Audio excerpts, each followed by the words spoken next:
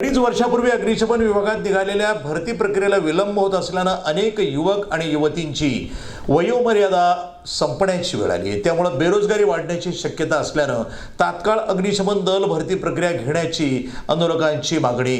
आंदोलक यावेळी आक्रमक होऊन पालिकेमध्ये त्यांनी प्रवेश केला, म्हणून पालिका प्रवेशद्वारासमोरच पोलिसांचा मोठा पोलीस बंदोबस्त तैनात करण्यात आला होता।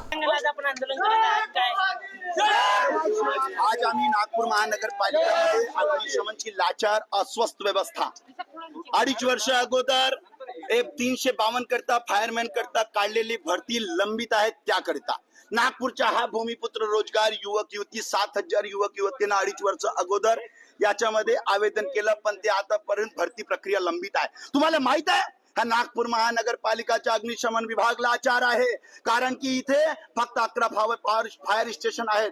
प्रत्येक फायर स्टेशन मध्ये एका शिफ्ट मध्ये फक्त 4 कर्मचारी 4 फायरमॅन, म्हणजे जनसंख्याच्या आधारे नागपूरमध्ये कमीत कमी 20 फायर स्टेशन पाहिजे। प्रत्येक शिफ्ट मध्ये 20 फायरमॅन, आणि असं म्हटलं तर 3 शिफ्ट मध्ये 60 फायरमॅन, तसं म्हटलं तर 20 फायर स्टेशन मध्ये 1200, फक्त 127 फायरमॅन यांच्याकडे आहे। म्हणजे लोकांच्या जीवाची धोका। ह्या बाजूला 1 किलोमीटरवर 40 मजल्याची इमारत बनलेली आहे। तुम्ही 40 मजल्याची इमारतला स्वीकृती देता, परंतु त्यांचा जीव जर धोक्यात आला, अडचणी झाली, उन्हाळ्याचे दिवस चालले, लोकांची खेळवाड करता। आदरणीय मुख्यमंत्री देवेंद्र फडणवीस साहेबांनी कॅलिफोर्नियाच्या आगजनीची घटनाचा जिक्र करत त्यांनी पिंपरी चिंचवडमध्ये म्हटलं अमेरिकाकडे व्यवस्था नाही, म्हणून कॅलिफोर्नियाची आग काबू करण्यात आले। साहेब, तुमच्या शहरामध्ये फक्त 127 फायरमॅन 1200 फायरमॅनची आवश्यकता आहे। हा भूमिपुत्र 7000 युवक युवती बेरोजगार आहे।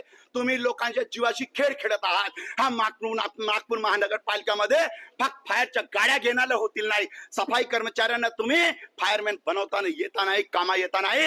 आम्ही ह्या युवकांसाठी रोजगारांसाठी आंदोलन करू आणि नागपूरच्या जनतासाठी सुरक्षासाठी आगजनीची दुर्दैवी घटना न घडल्यास त्यांच्या सुरक्षा उपाययोजनेसाठी हा ठाकरे गट आंदोलन करेल आणि उद्धव बाळासाहेब ठाकरे यांची शिवसेना ह्या महानगरपालिकाला यांना यांची सबक शिकवेल।